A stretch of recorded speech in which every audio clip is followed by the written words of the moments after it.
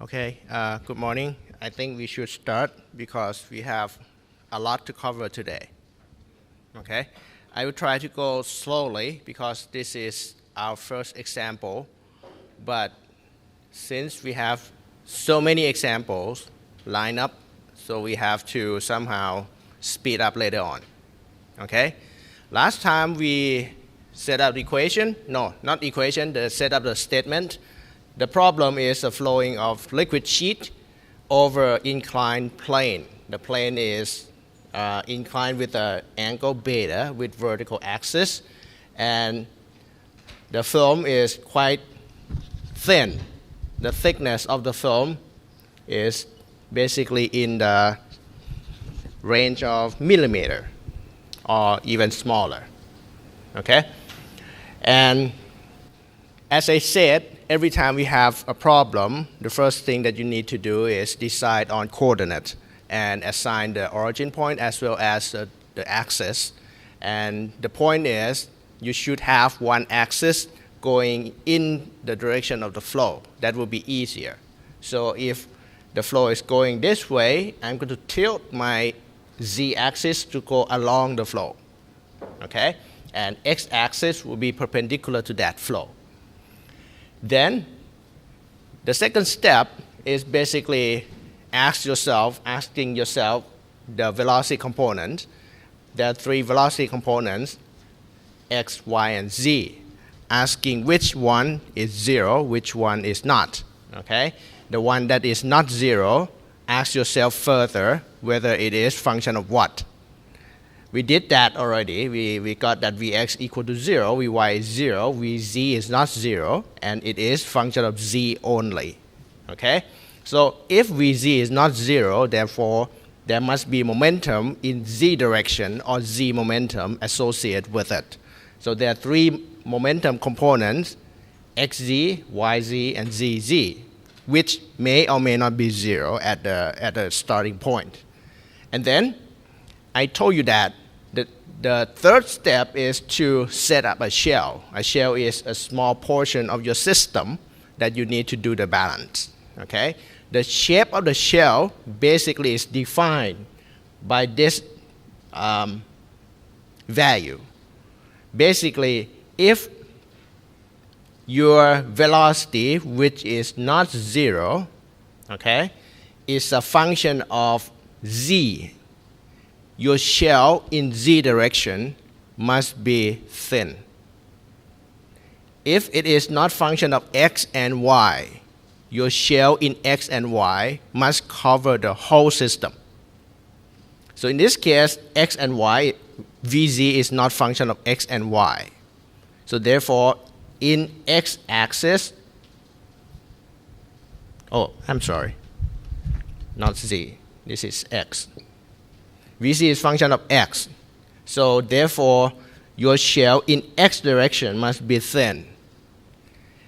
Vz is not function of y. In y direction, you cover the whole system.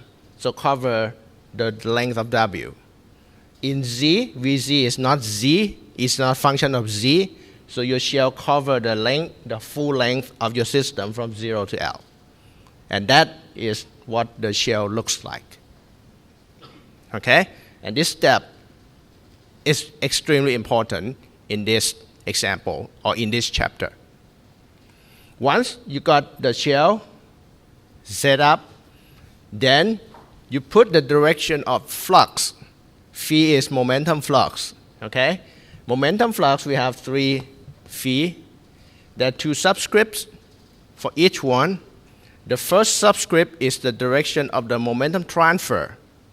The second subscript is the direction of the momentum itself. So right now, xz means z momentum transfer in x direction. If it is transfer in x direction, you have to assign the direction of the momentum flux going along the axis. So if your x is pointing down, your phi xz is going down. Okay? At the initial state. So you have xz going down, yz going along y direction, and zz going point forward. Okay? And you put location of your flux. The flux going in for ZZ going at the location where Z equal to 0, going out at Z equal to L. For XZ is going in at X, because if you look at this picture, the shell is the red line. The flux is going into the shell at the position where X is generic X. It goes out where the position is X plus the thickness of the shell, which is delta X. Okay?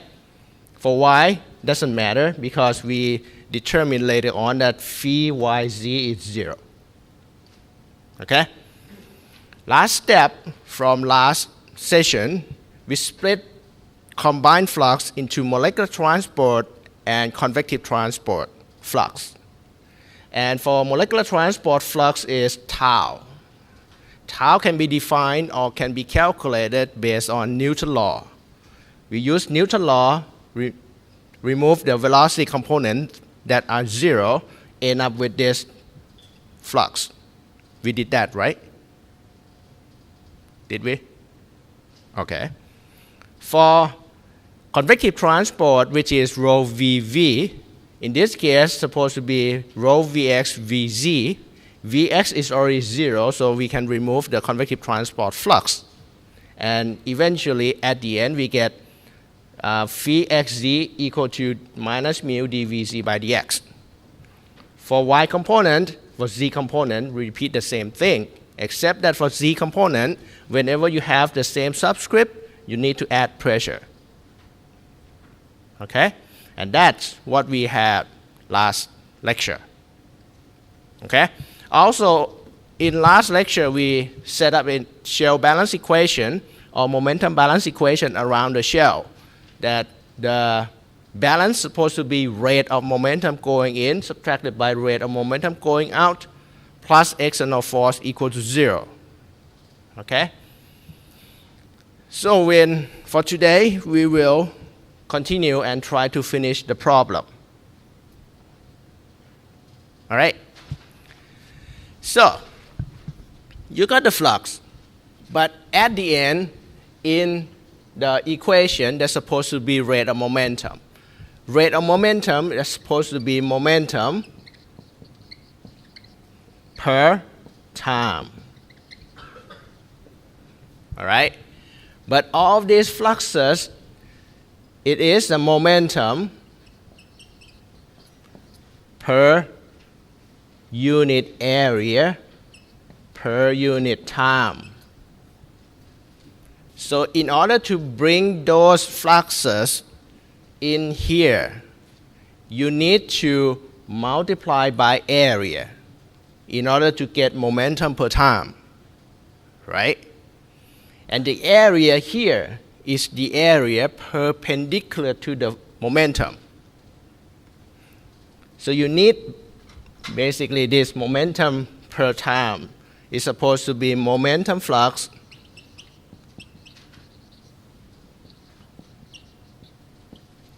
multiplied by the area perpendicular to the flux.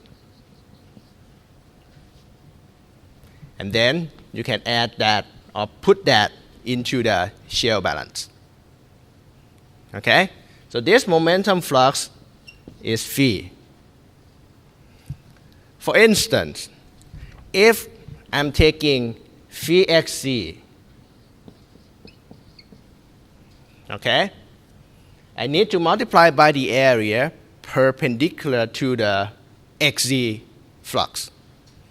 Xz flux is going this way along z direction. So therefore, the area perpendicular to xz flux is supposed to be this area, right? This area has the width of W, the thickness of delta X. So for phi xz,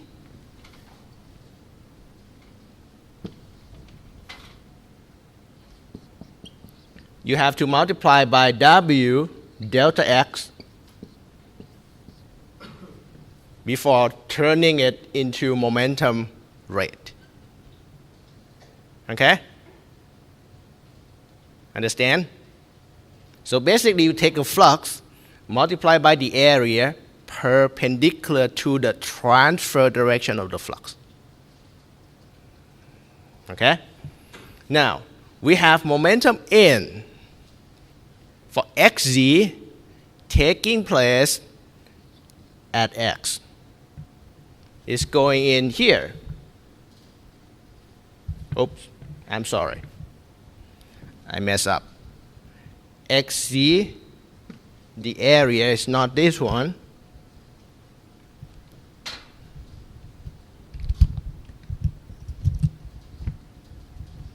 For xz, the area is this one, right?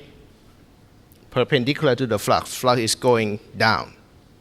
Okay? So it's W times L. So you have W times L for flux xc going in.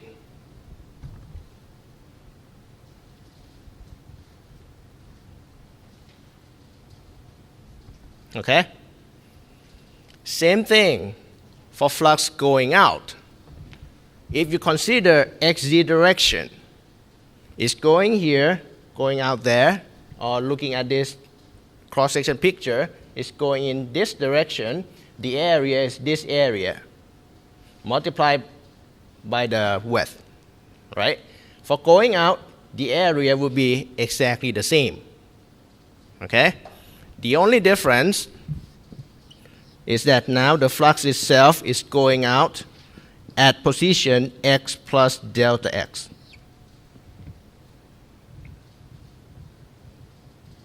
Okay? For yz, we don't need to consider this one because the flux itself is 0. So the second one is zz. If you consider phi zz, zz is this one. So the area perpendicular to the transfer direction is supposed to be this area, which is W times delta x. So you multiply by the area perpendicular to transfer of the flux, W delta x times the flux itself. All right? Flux going in is taking place at location z equal to 0. So therefore, the location here is z equal to 0. Flux going out, this one's going in, multiplied by the area here, going out, multiplied by the area over there. Okay? So the area would be the same, the flux would be the same, except the locations changing to z equal to L. Understand? So you have flux in, out, in two directions. One is going along x direction, the other one is going along z direction. So x direction is going this way, z direction is going this way. Okay? So in minus out. In all directions, we already cover. So you add this, these two lines, you add them up. You have these two terms. Okay? The third term, well, when you consider momentum in and out, please make sure that you totally cover all directions. We have direction in x direction, y direction is 0, and z direction, three directions cover. Before adding the third term, the external force. All right? The force itself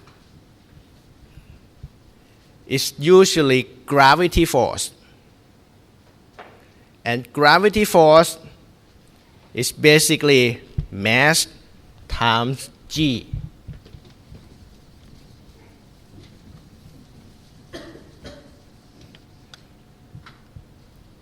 So the force due to gravity is mg, right? G is known. What is m? M supposed to be mass. Mass of what? Right now, we are doing the balance within the shell. The balance is taking place around this red box. So therefore, the mass that we consider must be the mass of the box itself. Okay? Not the mass of the whole system, just the mass of the box. Okay? So the mass is basically density times volume times G. Density is known. Volume should be volume of the box, of the red box over there. So in this case,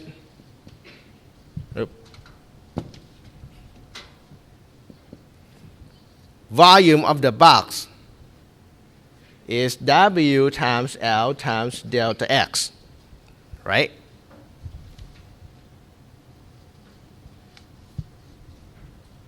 What about G?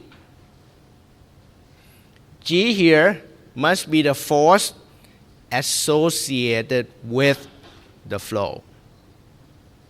Okay? Right now, the flow is in this direction, in the inclined direction. But G is in vertical direction. This is G.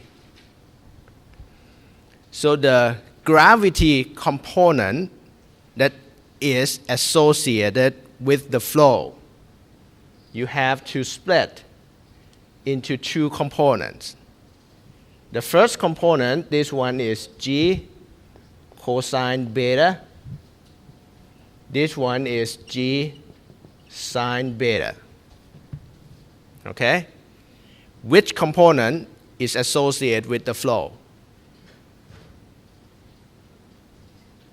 This one, right? So the G here that we have to use must be G cosine beta. Okay? You have to also consider the sign. Right now, direction of the G is in the same direction as the axis. So therefore, G here must be positive. All right? So we need to add the force term, WL delta X rho G cosine beta. You add them up. The whole thing is equal to 0. That's the balance. Okay? Now can you see now why I need several blackboards or whiteboards? The equation is very long. I would prefer to have another one installed. Unfortunately, there's no space. All right. I give you a couple minutes. Just make sure you get this point. Okay? Write down in your own words how to get this equation. Then we can move on.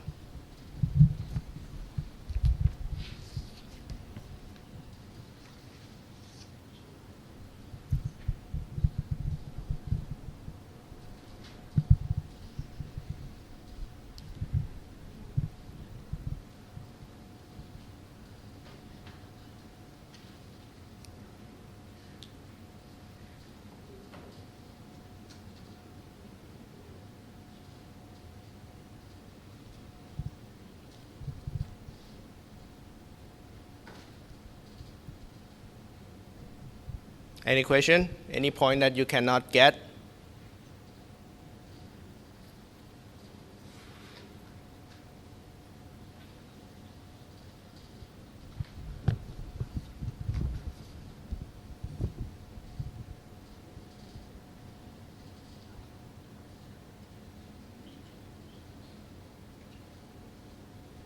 All right, moving on.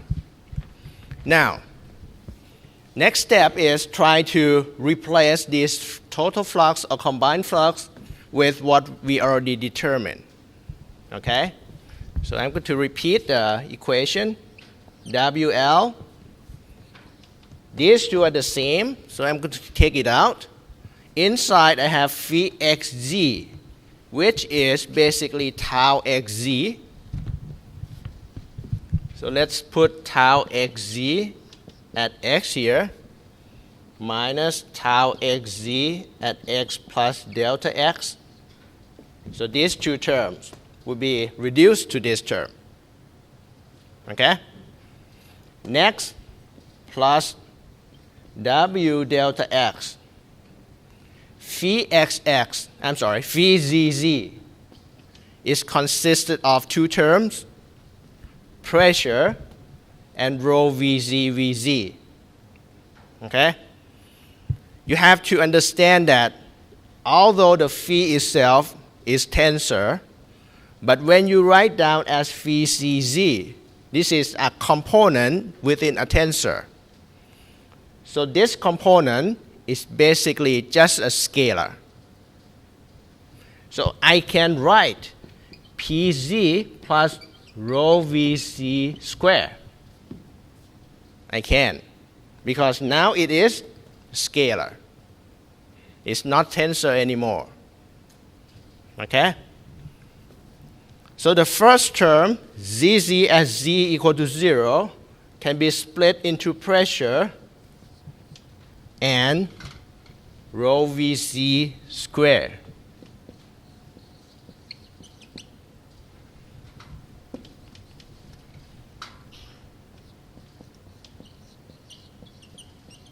Right?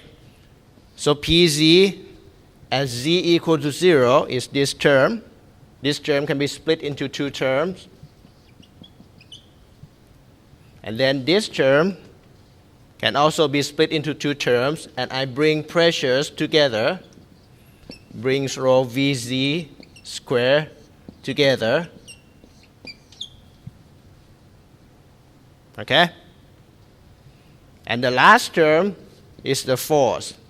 WL delta x rho g cosine beta equal to 0.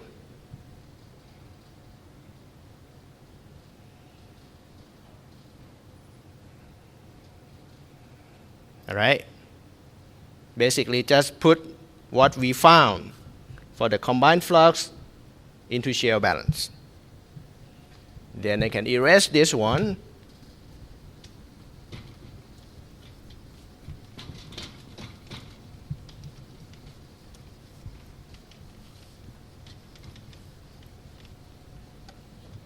All right. Can you see this small? Can you see it? Okay. Now, if I divide the whole equation by WL, this will be gone. This W will be gone. This will be gone. And I should have divided by L right here, right?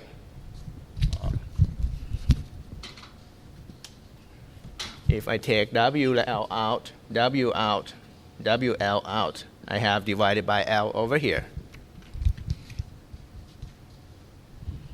Okay?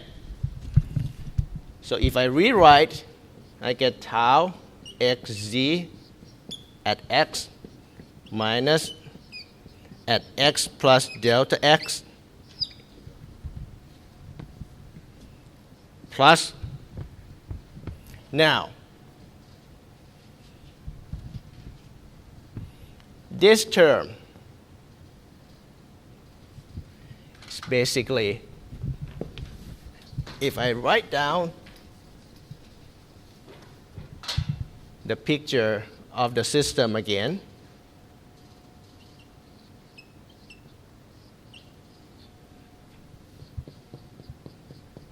Okay? Let me ask you this. If I put z equal to 0, that's this point around this line. That's z equal to 0. Okay? If I ask, at this point, what is the pressure?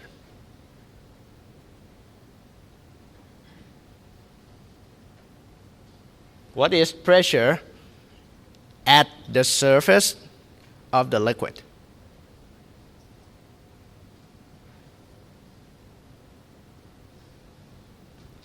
That's atmospheric pressure, right? That's atmospheric pressure. If I go down along x-axis deeper in the liquid itself, if I go downward, let's say at this point, the pressure here, is it higher or equal to atmospheric pressure? Higher. You go down into the liquid, the pressure goes higher, right? So it must be pressure, atmospheric pressure, with something. You add something. The additional term depends on the height, right? The deeper you go, the higher the pressure. Basically, this term is rho GH. It's the head of the pressure on top of each other. And this G obviously should be G sine beta, because the direction of the pressure in this direction is going down in x direction. The component of gravity will be G sine zeta, G sine beta. Okay?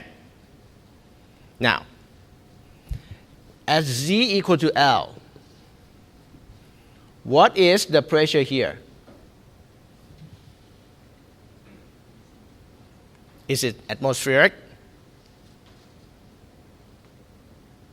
It's at the liquid surface. It's supposed to be atmospheric, right? So pressure here is atmospheric.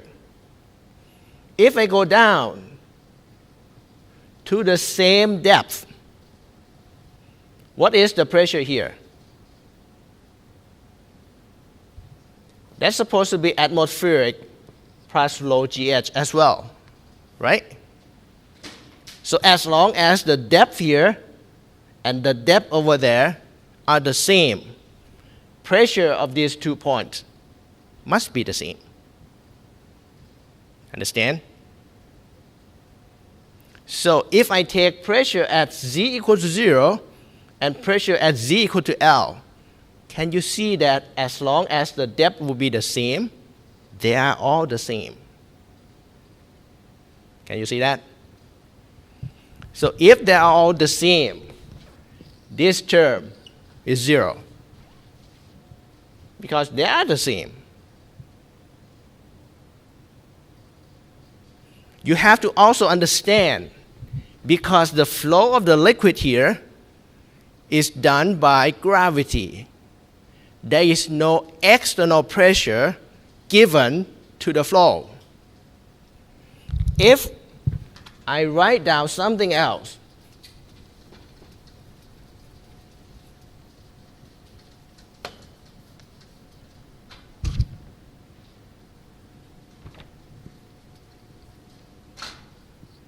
for instance, if it is a pipe going and there's a flow going down, or maybe going up, to make you understand even better. If I have an inclined pipe and I want to pump water upward, do you think the pressure here and pressure there will be the same? Would it be the same? Now, because if you let water flow without a pump, water can never goes up, right? Without a pump, it can never go up. So you need to put a pump to make the flow going up. Okay? And you learn from unit operation 1. For any pipe, there's always pressure drop. So if there's a pressure drop, that means pressure here and pressure there are not the same. Pressure here and pressure there are different by a pressure drop, right? So in this case, pressure are not the same at two positions. This term cannot cancel out. But in our examples, because water is exposed to atmosphere, there's no pump involved, the flow is due to gravity force, pressure are the same.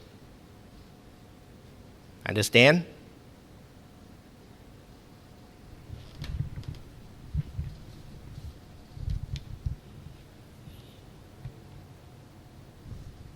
Now, the next term, rho Vz as z equal to 0 and rho Vz as z equal to L, are they the same? Think.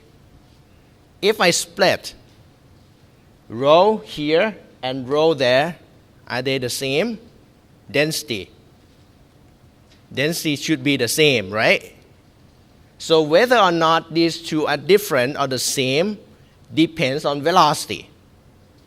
Do you think that velocity as z equal to 0 and velocity as z equal to L, are they the same?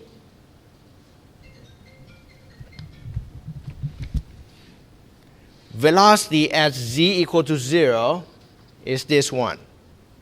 This is Vz as z equal to 0. This is Vz as z equal to L. Are they the same?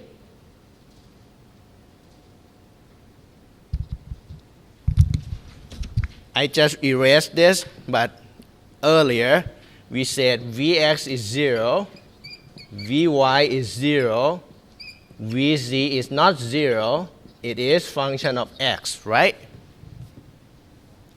So are these two the same?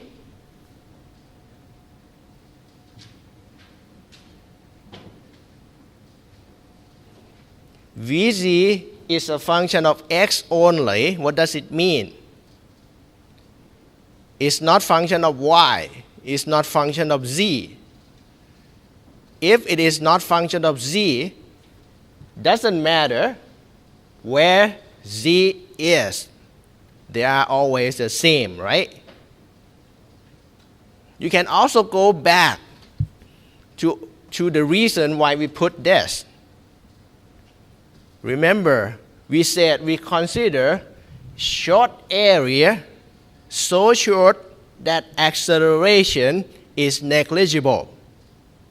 If there is no acceleration, velocity remains the same, right? So in that case, we should be able to tell that these two cancel out as well.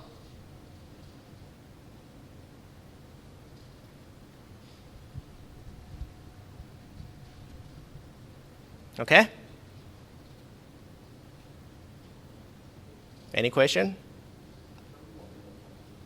Oh, I'm sorry. Minus.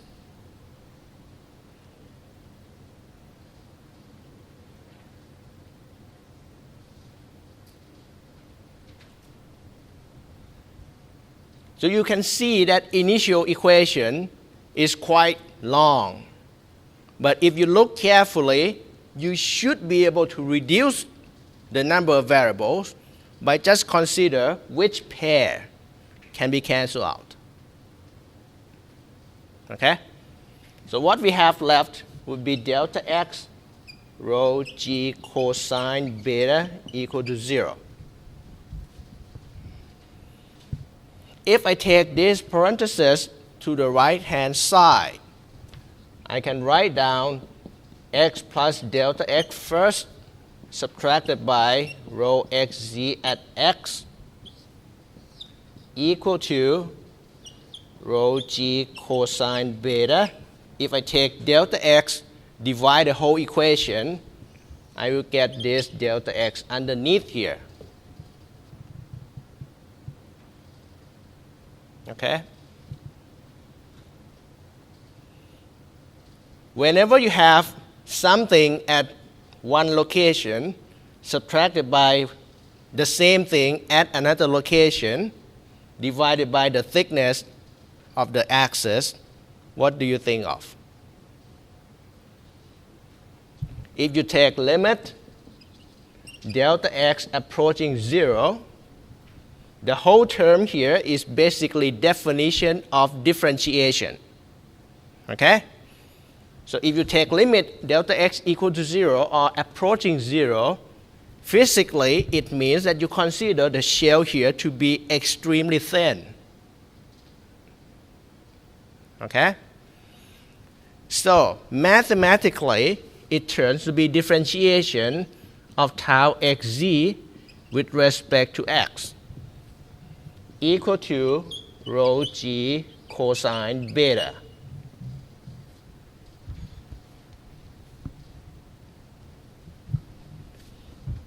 All right, can I erase this?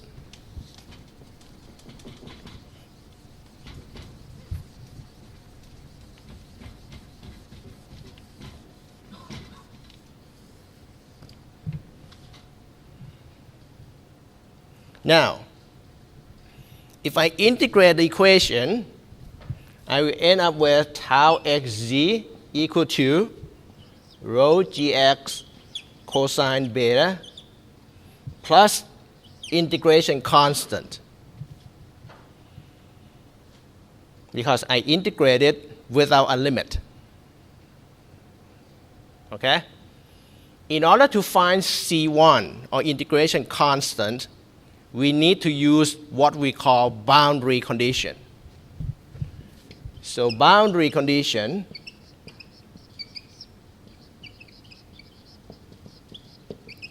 that we need to apply to this equation, okay? This is another important step. The term boundaries is usually located at the boundary of the system. The boundary of the system, the blue lines are boundaries, right? This is boundary of the system. Inside this is system, so this boundary separates system from air. This also a boundary system, a boundary of the system. This boundary separates the liquid from solid. So the boundary conditions are usually located somewhere on the boundary. Okay? Let me show you first. Now, whenever you want to use boundary condition, you have to ask yourself, is there any location, x, where you know the variable? Okay? Now this one is a little bit hard. Let me give you a solution right away. Tau itself is momentum flux.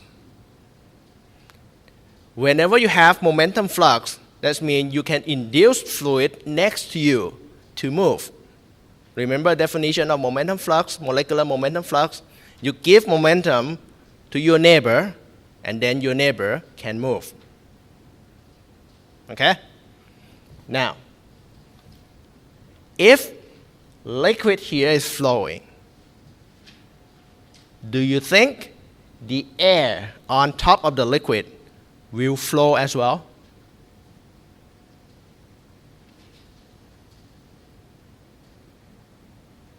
Normally, whenever you have liquid flow, the air on top is not disturbed. It remains still, doesn't change. Okay? So this means the flow of liquid itself does not induce movement of air. That means at the interface here, the liquid does not throw momentum to air. In other words, air does not receive momentum from liquid. Therefore, it does not move. Okay? So that means the flux from liquid to air or air to liquid, the flux going back and forth at this location is 0. Okay, I've given you a minute just to think about this. What does it mean, and did you get it? If you did not, I will explain again. Okay, a minute. What I like you to understand is I can say that at x equal to 0, tau xz at x equal to 0 is 0.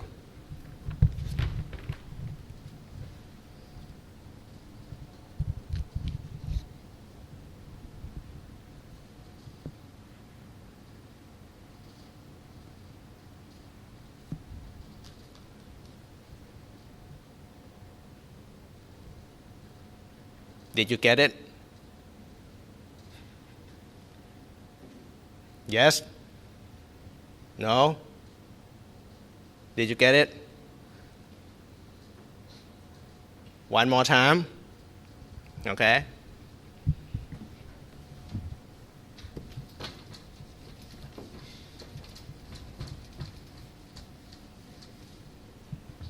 Think about this. Let's say if I have liquid 1, water. Liquid 2, maybe oil. Oil is on top of liquid 1. Okay? Oh, maybe this one is easier to understand. If I use inclined plane in the same manner with water underneath and oil on top. Okay? That means you pour water and oil on top of each other. All right? Do you think when you have liquid flowing, water flowing like this, would it induce the flow of oil?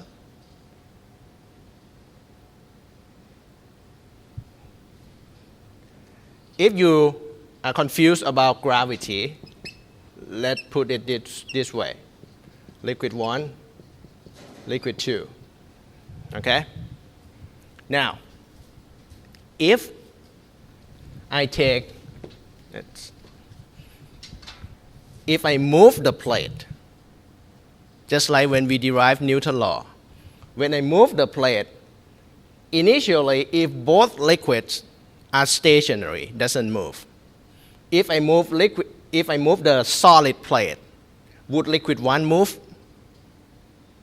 Would it move? Yes, it will move, right? Would liquid 2 move?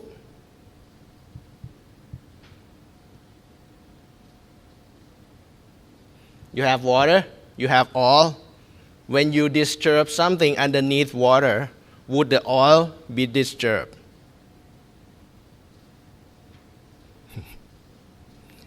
This course requires some imagination. Think about this. Let's say when you have water in the beaker and you have oil on top, just like when you go to have soup. This is water and you have oil, a thin layer of oil on top. If you somehow stir this one without disturbing the oil, do you think the oil layer on top would move as well? Would it move? When you stir something underneath, would the top layer move?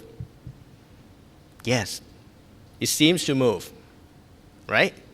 Same thing here. when you move the solid, liquid 1 would start moving, and then liquid 2 would move along with it. Okay? So that means initially both liquids are stationary. So the moment that you move the solid transfer momentum to liquid 1.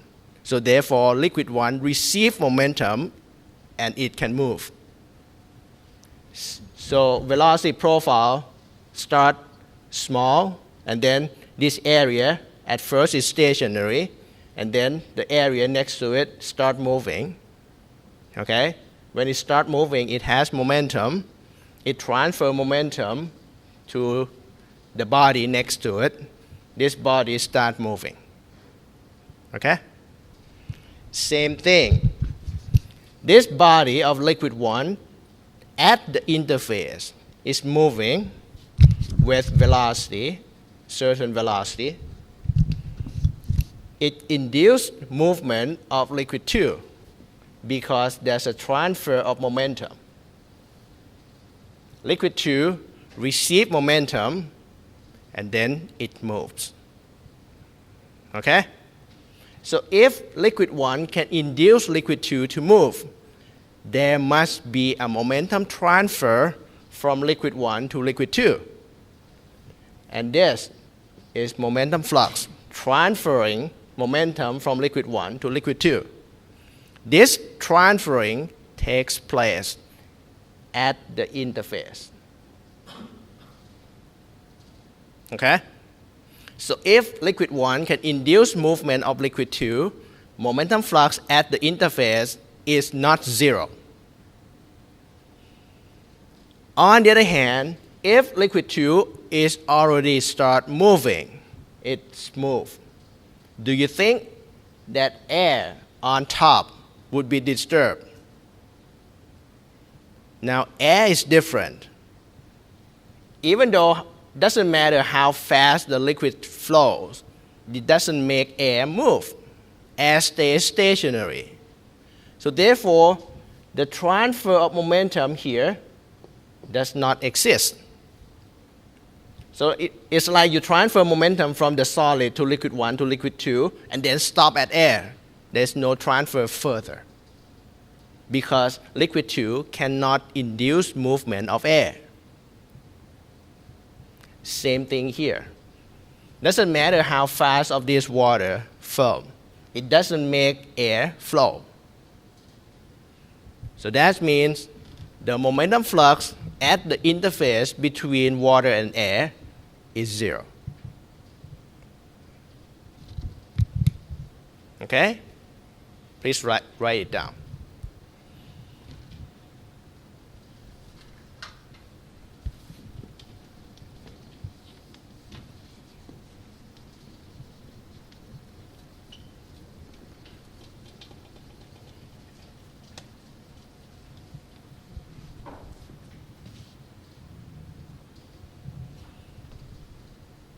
Now, if I know that at x equal to 0, tau is 0, I just put it in the equation.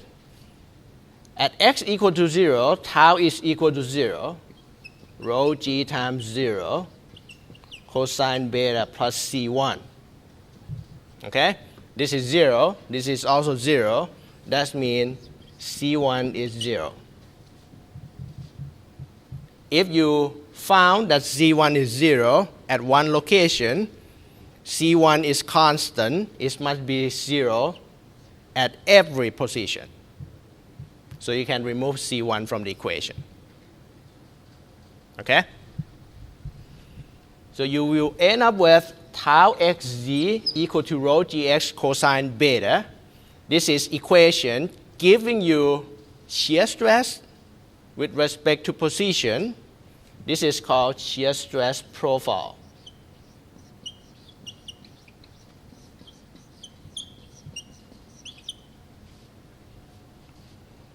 Okay?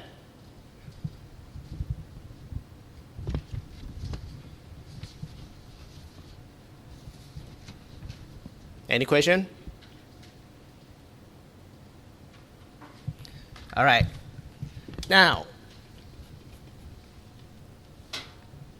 once we know this tau equal to rho gx cosine beta, and then we also know that tau xg according to Newton's law equal to minus mu dvc by dx. I can put it here. So minus mu dvz by dx equal to rho gx cosine beta move minus mu to the right hand side and integrate. So if I do it slowly, dvz equal to minus rho g cosine beta over mu times x dx. Right? Integrate this equation, you get velocity equal to all of these rho g cosine beta over mu are constant. Integration of this, you get x squared over 2 plus another integration constant c2.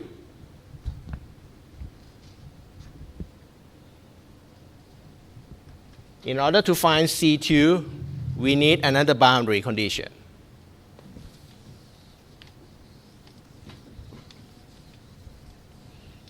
So, where do you know velocity?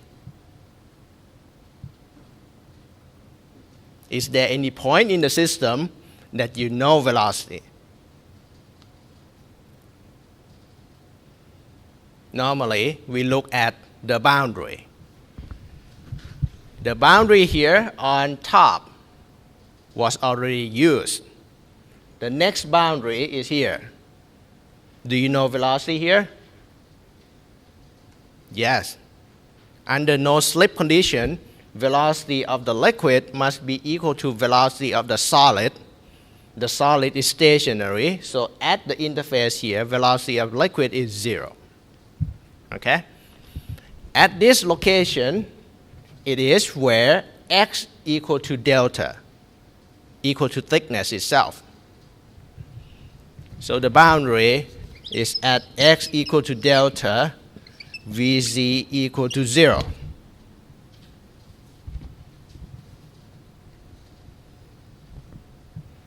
So if you plug it in here, 0 equal to minus mu rho cosine beta over mu. Delta square over 2 plus C2. Then you can solve for C2. Okay?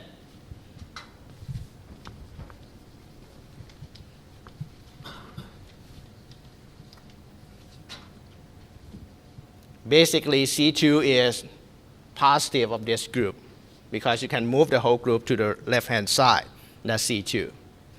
Plug C2 back into the equation. You end up with Vc equal to rho g cosine beta over mu. C2 is positive, so I can write it first. I can put 2 out. Delta square subtracted by x squared, right?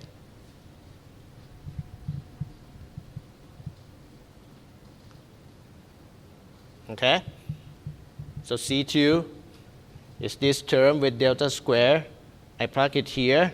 This is positive sign, positive group. This is negative. I put positive first. So I get delta square first.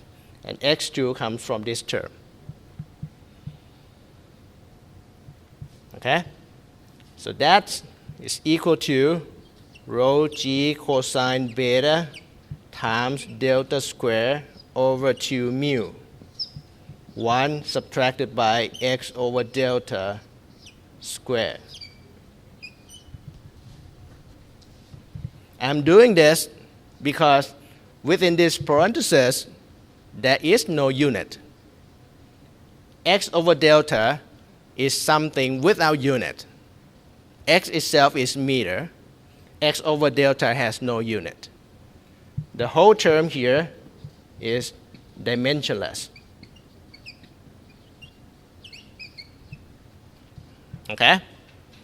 I can write this, I wrote this simply because if you write it this way, you can see right away that this term is maximum velocity. It is maximum when this term turns to be 0. It is 0 when x equal to 0. Okay? So you can get velocity maximum at x equal to 0. Velocity equal to 0 when x equal to delta.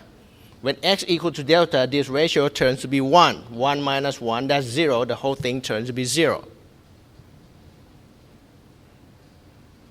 Okay? And you see that this is, the whole thing here is constant. So I can write it down as V max 1 minus x over delta square. Okay?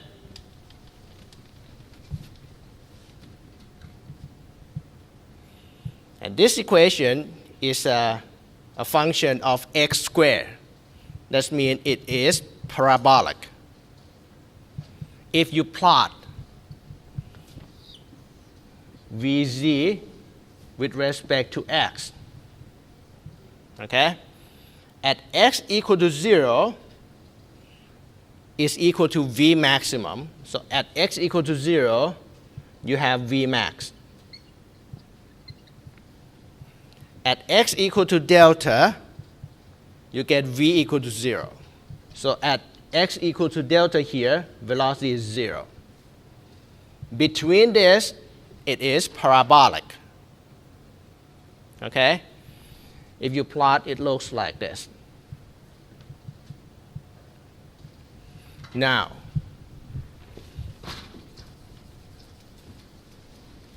if you put that graph on top of this picture, you see that at x equal to 0, which is this point, velocity is maximum. This is V max. At x equal to delta, which is this point, velocity is equal to 0. In between, it is parabolic. So it looks like this. And you draw the velocity to fill this void. Then you get velocity profile. Okay? This line is basically a function representing velocity as a function of position.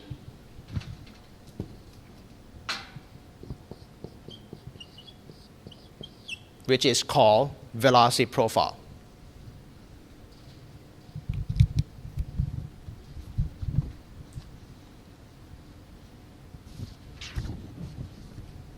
Any question? So from the equation of balance down to here is basically math. So half of this course is about math. And you have to trust me on this. This course uses the most difficult math that you have ever learned. Whatever you learn, differential equation, partial differential equation, it will be used in this course. So the purpose of calculus that you learn throughout the years is here.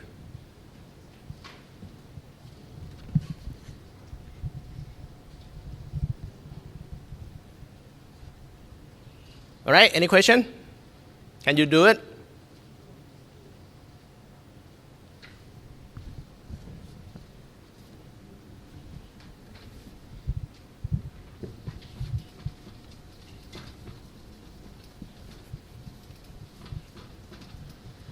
Now, once you get velocity profile, the rest is basically something accessory.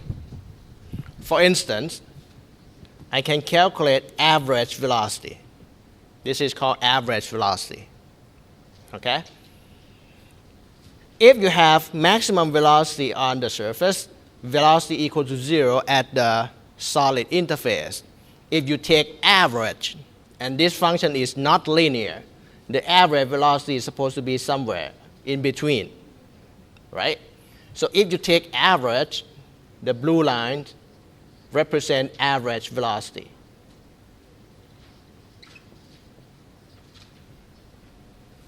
Okay? According to the calculus 2, the area defined by the red lines and area defined by the blue lines must be the same for average. To take average of nonlinear function is basically you take integration of your velocity component with respect to dx. Okay? This is the red area, right? You have a function, you integrate with respect to x. That's the area covered by the red envelopes. Okay? Divided by the blue area, which is integration of dx. Not x dx, I'm sorry. Dx itself. All right? To make it three-dimensionally, you double integrate it with respect to y as well. And you double integrate the denominator with respect to y. Now, if you imagine this picture,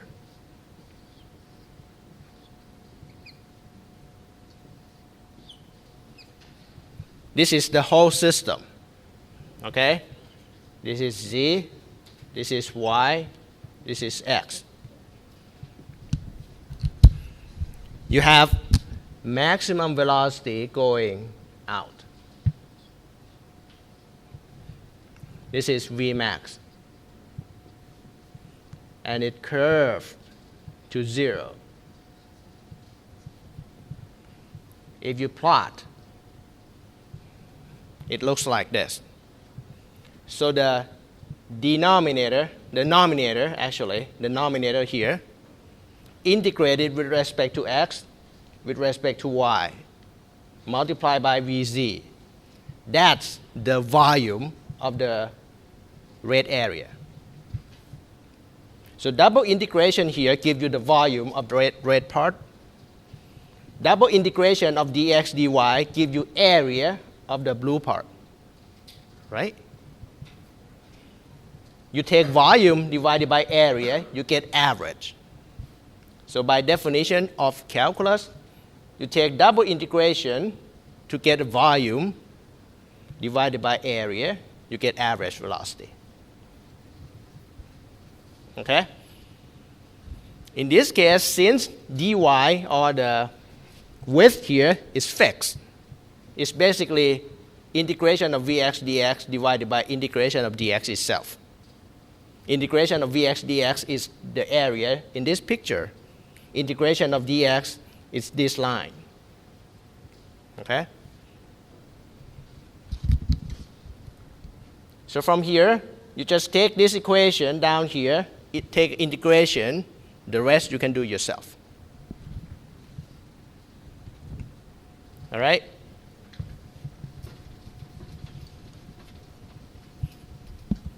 Now, another thing is, if I want to know magnitude of the force acting on the surface, the force is in x direction, in z direction, because the flow is in z direction. The force that all the liquid acts on the plate of the solid can be found by integrating tau. Tau itself means shear stress. That's force over area.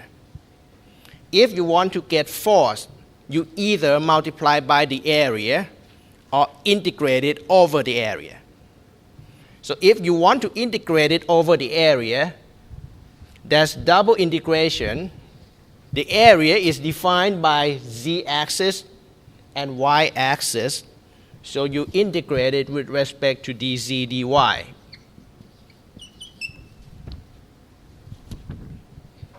Z starts from 0 to L, y starts from 0 to W. Okay? But tau depends on x. You want to calculate force acting on solid, you have to specify x. Right now, the location where liquid acts on the solid is at x equal to delta. So you need to put tau at x equal to delta over here. And we know from the shear stress profile that tau at x equal to delta can be calculated from this equation. Just put delta over here. Then you plug it over there, you get force. All right?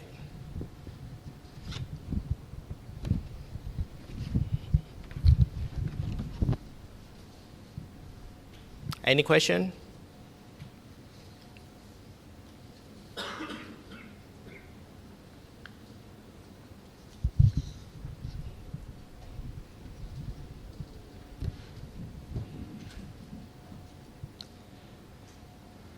Now, if you do not have question, I have one for you.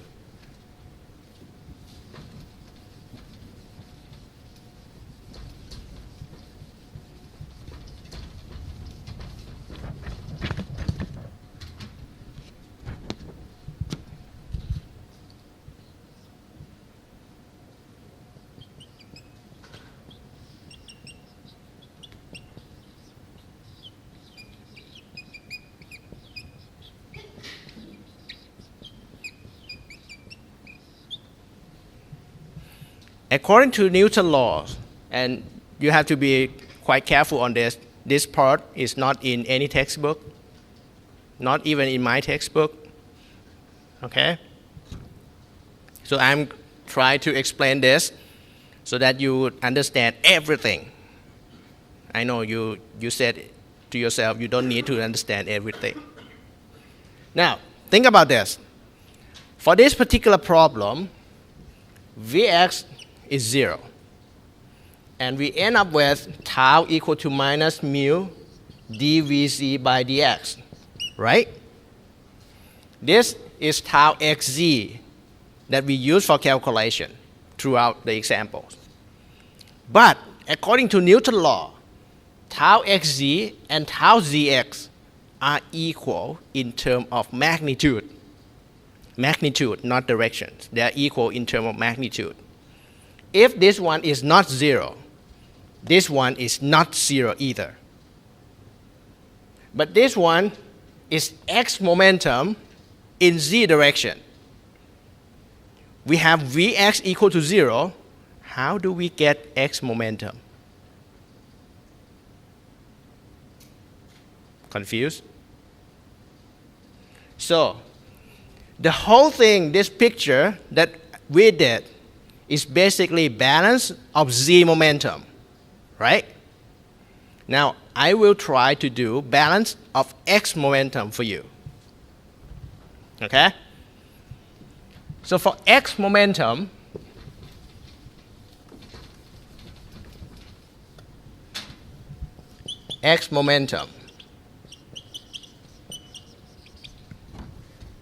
it means phi xx, phi yx, phi cx.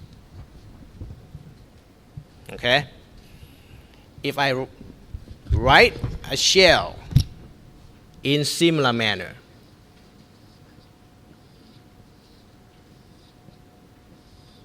shell still looks the same because the shape of the shell depends on the velocity function. Again, we analyzed velocity vz, which is not 0. It is function of x. So the shell must be thin in x direction, full size in y and z direction. Okay? You set up the shell, you analyze momentum. Now, if I'm interested in x momentum, I have these 3 fluxes. Then you assign fluxes to the shell according to the direction of your axis. So xx going along x direction, this is xx going in and out. Yx going along y direction, this is yx in and out. And zx is going in this direction, going out here. If you compare with the picture for z momentum, it looks very similar. The only difference is that the second subscript in this picture is z because it is z momentum balance. This one is x.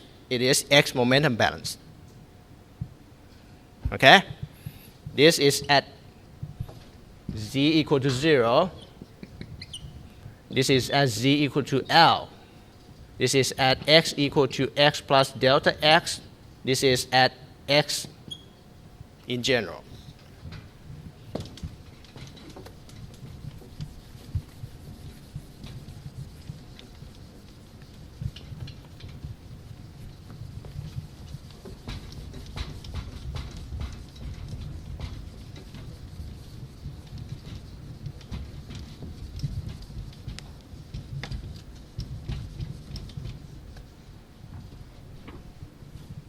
All right, we will go quickly.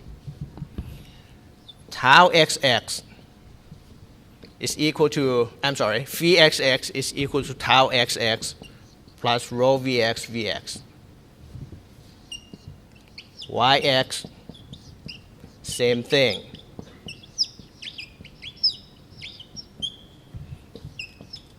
Oh, you need pressure whenever you have the same subscript. Cx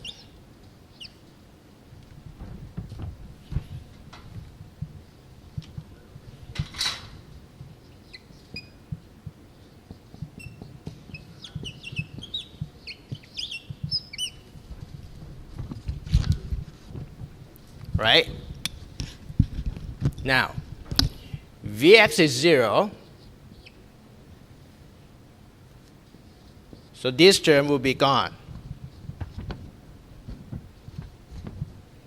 Then we know that tau xx is minus mu 2 of dvx by dx plus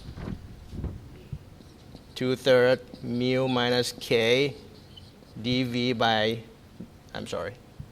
del dot v. Tau yx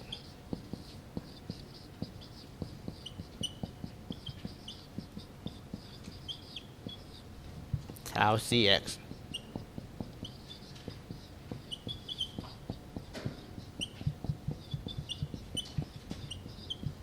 Okay? We know that this term is 0 whenever we talk about liquid.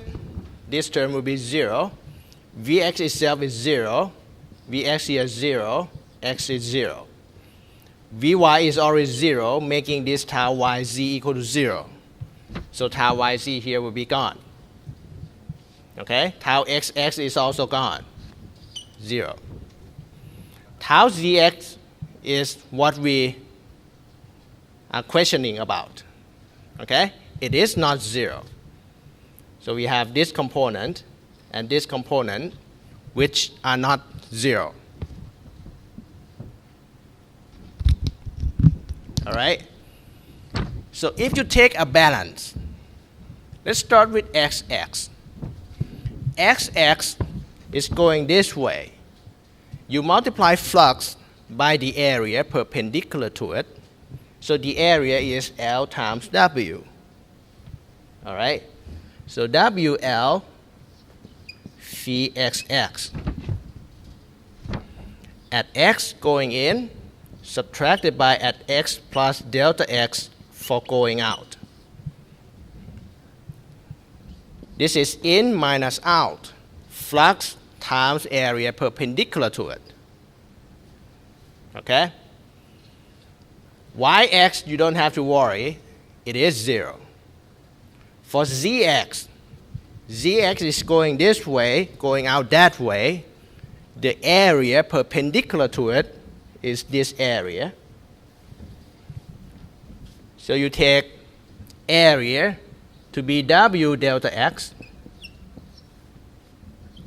Phi ZX going in as Z equal to 0, subtracted by going out as Z equal to L. These two added up. Okay? Plus force. Force supposed to be mg. Mg is density times volume. Volume of the shell is WL delta X, just like what we did, times G. But in this case, it is X momentum balance. For X momentum, the direction associated with X supposed to be G sine beta equal to 0. Understand?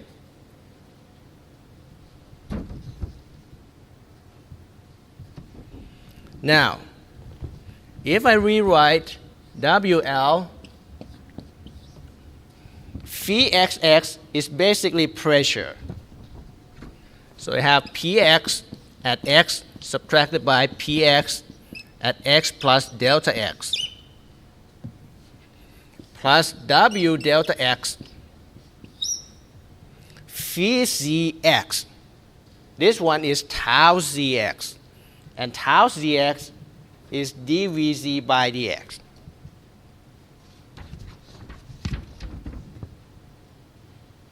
Okay? So if I put dVz by dx and take minus mu out,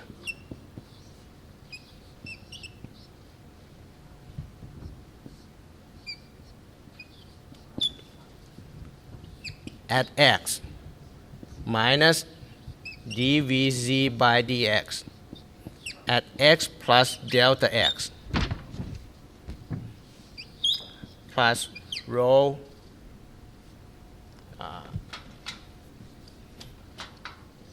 WL delta X rho G sine beta equal to 0. Okay?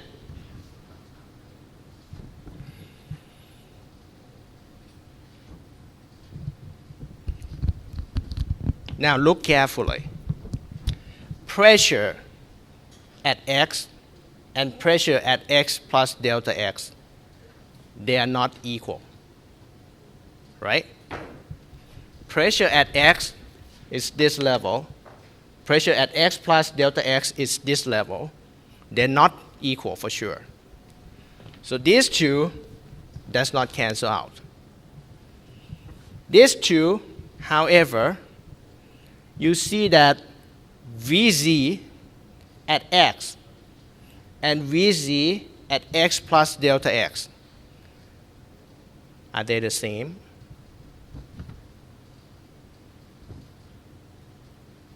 Oh, I'm sorry. Not X. Z equal to 0, Z equal to L, right? This is Z equal to 0 and Z equal to L. So Vz at Z equal to 0 and Vz at Z equal to L, they are the same. There's no acceleration. So therefore, velocity at Z equal to 0 and velocity at Z equal to L must be the same. If they are the same, the slope here must also be the same, right? You have the same function differentiated in the same manner, These two are the same. Therefore, the whole thing here cancel out. What you have, or what you will get after taking delta x, divide everything over there, you get differentiation, and then you can integrate. But the problem is, within this equation, there is no velocity left. The only thing you have left is pressure. If you integrate this equation, you get pressure as a function of x. So this gives you pressure profile. Pressure downward along this depth. It will tell you how pressure increases with respect to the depth.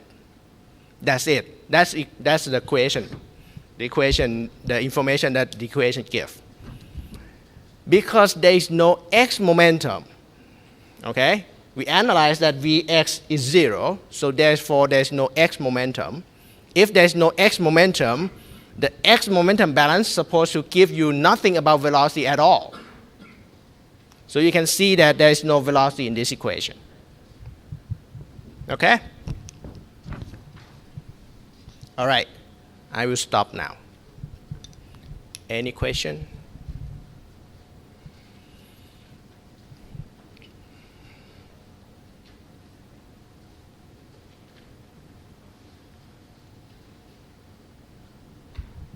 Okay, so in summary for today, we just do the exercise or examples on shear balance. There's a way to do it. I show you the examples. Okay, basically you set up a shear balance, you identify rate of momentum in and out in all directions. The rest is math. Okay, next time I will give you another example, but in different coordinate. Now it will be in cylindrical coordinate, so that you will be familiar with cylindrical coordinate. But the concept will be exactly the same. All right, so see you on Thursday.